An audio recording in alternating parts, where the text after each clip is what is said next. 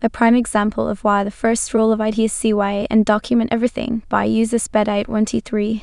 A few years ago, one of the tasks I was working on was converting network drives to SharePoint shared files. If you don't know how these work, you log into the relevant SharePoint, go to the Document section, click the Sync button, and it adds it to your Windows Explorer. From there, you can treat it basically like any other folder. What we would do is pre-sync the files and overnight do the actual cutover, so there is minimal chance of people working on files at the cutover time. There was one particular drive I was converting that was related to finance. I reach out to the owner of that network drive over MS Teams, explain what I plan to do, and ask if they can advise who should have access to the SharePoint when the files are moved over. I can't remember the exact wording, but the reply over Teams came across as everyone who has access to the network drive should have access to the SharePoint, and that part should be obvious to me. I confirm via Teams that I will queue over the files overnight on a specific date. Everyone who currently has access to the network drive will have access to the SharePoint, and I will send out an email to these people how they sync to the SharePoint. I then copy/paste the Teams conversation into the ticket, perform a cutover as agreed overnight on the night, and send out an email to all relevant users explaining how they sync to the SharePoint. The next morning, an email with the high priority flag gets sent from the aforementioned owner of the network drive to me, the CIO, CTO, CFO, my manager, the help desk manager, the finance manager, basically everyone short of the Queen of England. The email says that lots of staff have access to confidential information they should not have access to and straight up blame me for it. Before I had even read the email, the CIO has already done a reply all. He has looked up the ticket, seen the Teams message I copy-pasted into the ticket, and showed said MS Teams conversation. He stated that I was requested to copy over permissions by that person, which is exactly what I did. That is the reason that these people have access to the confidential information. It's amazing how fast the email chain changed from "why did this happen" to "how can we fix this?" To save this turning into a 70-page novel, what had happened is although a lot of people had access to the drive, not everyone had it mapped as a letter or even knew they had access. An emergency review was done on who should have access and the access list amended accordingly. Getting confirmation on what was being done and documenting it saved me that day from being thrown under a bus and also demonstrated that day that the CIO had our backs. Breaking 10 servers by user mother distance 4714. This is from the old days when I was working for the on-site service of a big PC/server company. I was responsible for the on-site service in my region. It was a dark Friday night in September and I had just lit a nice fire in my fireplace, had a nice hot chocolate and a book when my phone rang. I needed to head to a client now as all of his 10 servers were out and the hotline could not find out why and what to do. As I arrived, I could confirm that indeed all 10 servers were dead. Light, no nothing. The IT guy was a middle-aged electrical engineer who was very upset and quite angry, and so it took me a little time to find out what happened. Very long story short. The guy thought it was a good idea to do some firmware updates via the iDRAC while no one was there that could complain about the servers rebooting. That is indeed a valid reason to do this on all servers at once on a Friday evening. So he clicked on Update All and went to do other stuff. Then he did a little more. And then he did something else. He told me all he did in excruciating detail. Nothing he did had anything to do with the servers, but he could not be stopped. As the servers were still updating, he then went out to have a smoke. As he returned, the servers were offline and he was not able to connect to the devices. So he obviously did what any responsible user would do. He tried to power cycle the devices. Each and every one of the poor things. The hard way by cutting the power to the enclosure. This is the exact moment he learned that power supplies have a BIOS too. He also learned that this BIOS can be updated. He learned that when this happens, everything else shuts down.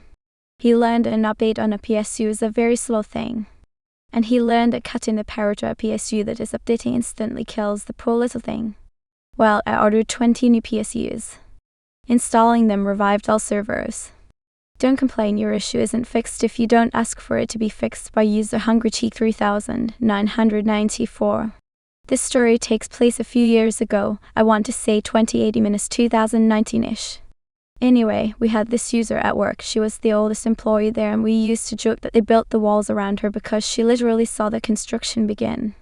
She was also absolutely abysmal at everything, even remotely technical. Like one day she told me her computer was laggy when it was just her mouse that had stopped working.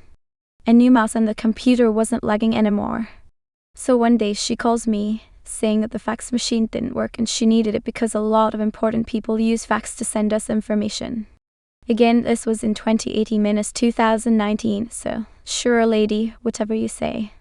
I grab one of my colleagues who's more competent in phones and faxes than I am, and we go see what's all about. We discovered that the fax is unplugged as in the power cord is not connected to the outlet, so it stands to reason the fax wouldn't work without energy.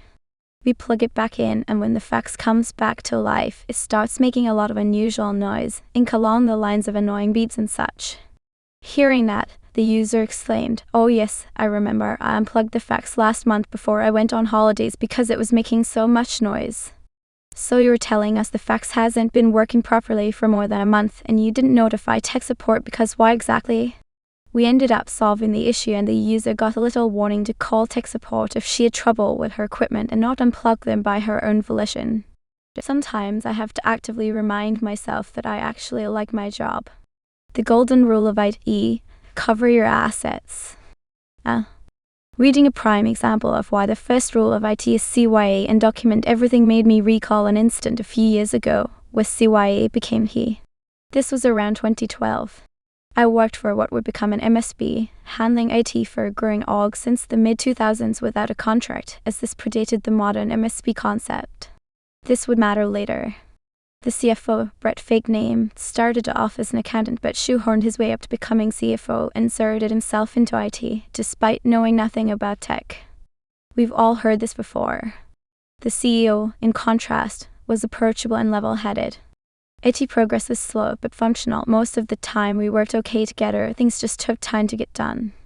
Around 2018, Brett left the org. For 18 months, worked with our new contact person Tad, who was later in his career, competent and ego-free, moved quickly. We modernized it for tightened security and actually made progress. By this time, our MSP had evolved into actual MSP, with new customers signing contracts and developing more standardized practices, while we tried to get legacy customers to convert over to. In 2020, however, one Friday night out of the blue, Brett texts me, "I am back." Great. Soon after, while not sharing much about the 18 months he was away, he announced plans for an IT audit by another firm. I asked for details. He revealed their scope and said they offer service contracts, which he was interested in. I notified him we offer service contracts now too and had for several years. By this point, he had just ignored it. No response. 6 months later, in late 2020, the audit, mostly remote and by the way took way too long, concluded, and shockingly everything was in perfect shape. We'd recently enabled MFA on all accounts and other now basic ideas when the pandemic hit and when workers turned remote.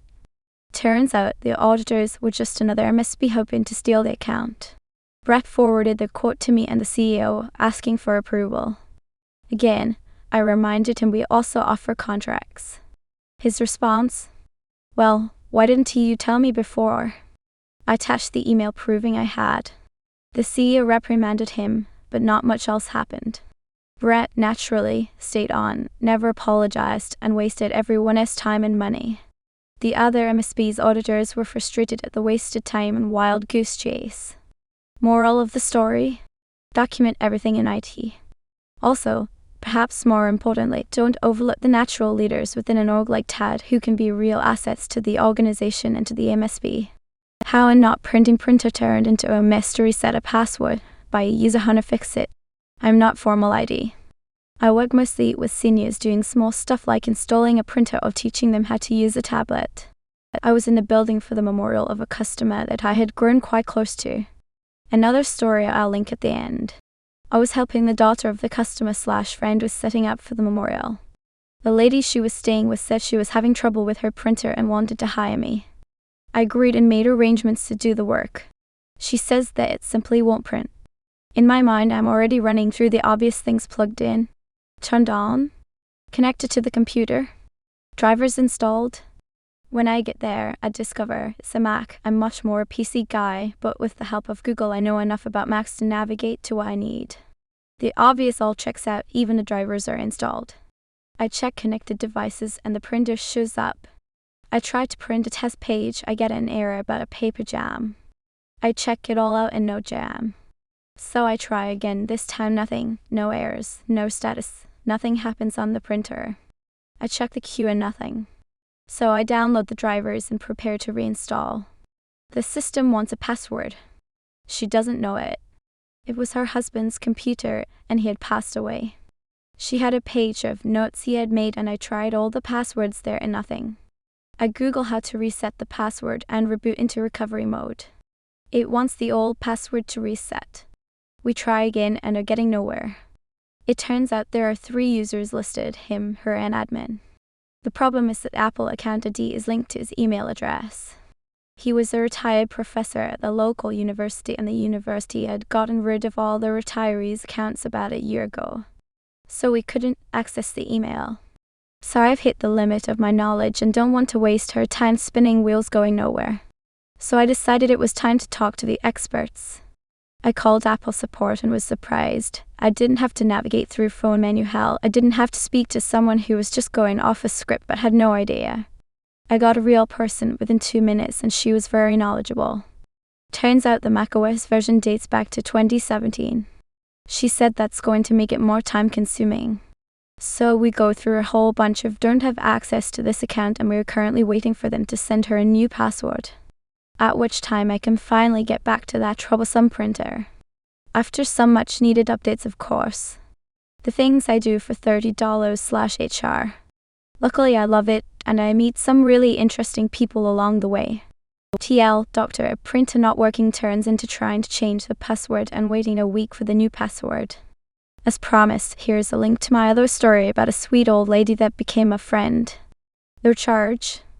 Nonsense.